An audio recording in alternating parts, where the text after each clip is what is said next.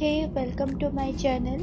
आज की इस वीडियो में हम शिमला ब्लॉक के कुछ खास टूरिस्ट प्लेस को विजिट करेंगे। तो पहले दिन हम लोग का सफ़र राउरकेला से स्टार्ट होता है। राउरकेला से रांची तक और रांची से डायरेक्ट फ्लाइट लेकर दिल्ली एंड दिल्ली से शिमला तक हम लोग निकल जाते हैं। देन डे 1 शिमला पहुंचने के बाद हम लोग शिमला के फेमस जाकू टेम्पल विजिट करते हैं, जो कि जाकू हिल टॉप में ही है।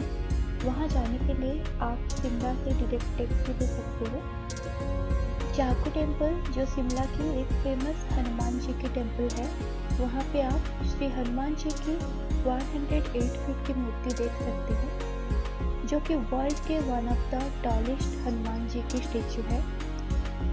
तो वहाँ पहुँचने के बाद आप वहाँ से शिमला टाउन की एक खूबसूरत व्यू देख सकते हैं एंड वहाँ की जो नेचुरल ब्यूटी है उसको भी एंजॉय कर पाएंगे।